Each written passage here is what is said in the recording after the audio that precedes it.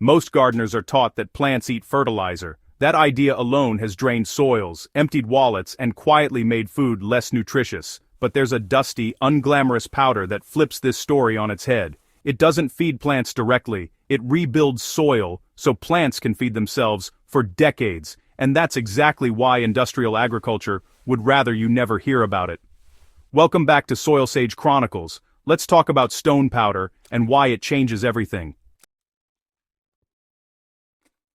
So, what stone powder really is and why it works? Well, stone powder is finely ground volcanic or mineral-rich rock, often called rock dust. It's not a fertilizer in the usual sense. There's no quick nitrogen hit, no forced growth. Instead, it restores the full spectrum of minerals that modern soils have lost through erosion, chemical farming, and repeated harvests. Plants don't just need nitrogen, phosphorus, and potassium. They need calcium, magnesium, iron, silica, manganese, zinc, copper, and dozens of trace elements. These minerals are the backbone of enzymes, plant immunity, flavor, and nutrient density. Without them, plants grow fast but weak. With them, plants grow steady, resilient, and deeply rooted.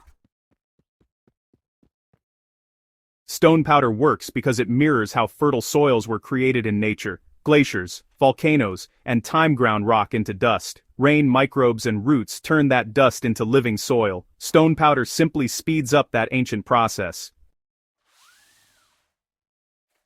So, why chemical fertilizer can't compete? Chemical fertilizers push growth by supplying a few isolated nutrients in soluble form. Plants take them up fast. But the soil life that makes real fertility possible slowly starves. Microbes don't thrive on salts. Fungi don't build networks in compacted mineral-poor ground. Earthworms disappear when soil chemistry swings wildly. Each season then demands more fertilizer to get the same result. Stone powder does the opposite. It feeds microbes first. As microbes consume and exchange minerals, they release them to plants in balanced, plant-available forms. Growth becomes slower, but stronger. Pest pressure drops. Disease resistance improves. Water retention increases. Once soil is remineralized, it stays productive with fewer inputs. That long-term independence is exactly what threatens large-scale fertilizer dependency. The biology behind the magic. Here's where things get fascinating. Plants don't just passively absorb minerals, they actually trade for them. Roots release sugars into the soil, and microbes use those sugars as fuel. In return, microbes dissolve minerals from stone particles and deliver them straight into plant roots. Fungi are especially important here. Mycorrhizal fungi can extend the root system by hundreds of times, so they can access mineral particles that roots alone never could. Stone powder basically gives these fungi the raw material they need to work with. This is why remineralized soils show better structure, deeper root growth, and higher nutrient density in crops. You're not forcing growth, you're rebuilding the underground economy. How to apply stone powder correctly. Stone powder isn't about precision feeding, it's really about broad coverage and honestly, patience. For garden beds, apply 5 to 10 pounds of stone powder per 100 square feet. Just spread it evenly on the soil surface. You can lightly rake it in, or leave it on top and mulch. Rain and soil life will take care of the rest. For new beds or depleted soils, lean toward the higher rate, and for maintenance, just reapply every 2 to 3 years. Stone powder works best when combined with organic matter. Compost, leaf mold, and mulch all accelerate mineral breakdown and microbial activity. The stone powder soil tonic formula.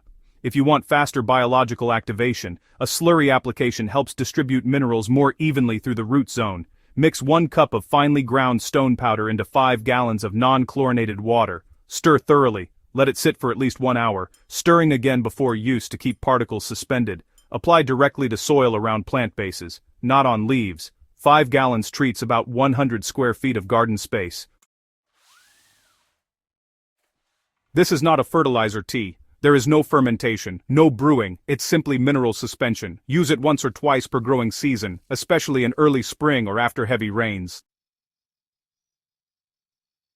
So, what changes do gardeners actually notice? Well, the first thing most gardeners notice isn't explosive growth, instead it's stability. Plants stop collapsing under heat stress, their leaves thicken, and flavor, well, it really improves. greens taste richer, tomatoes crack less, and root crops grow denser. Over time, the soil becomes darker and more crumbly, water infiltration gets better too, weeds become easier to pull, and pest pressure declines because, plants are no longer nutritionally weak. This is soil resilience, not soil stimulation.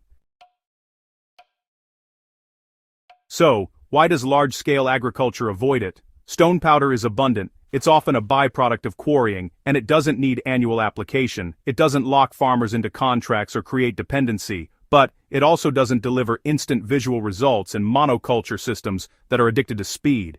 Industrial agriculture values uniformity and rapid turnover, while remineralization values balance and longevity.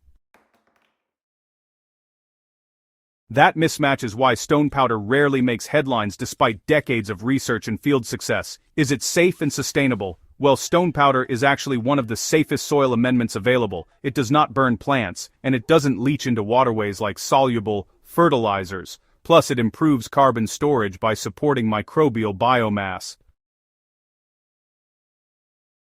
Used correctly, it enhances soil health rather than extracting from it. This makes it ideal for long-term gardens, regenerative farms, and honestly, anyone serious about food quality. When patience becomes power, stone powder teaches a different gardening mindset. It's one rooted in systems, not shortcuts. The payoff is soil that improves year after year instead of wearing out. You don't need to abandon everything else, but when remineralization becomes the foundation, everything else works better. Compost becomes richer, mulch lasts longer, even small amounts of fertilizer become more efficient because minerals are no longer missing. This is not trendy gardening. It's ancient soil wisdom resurfacing.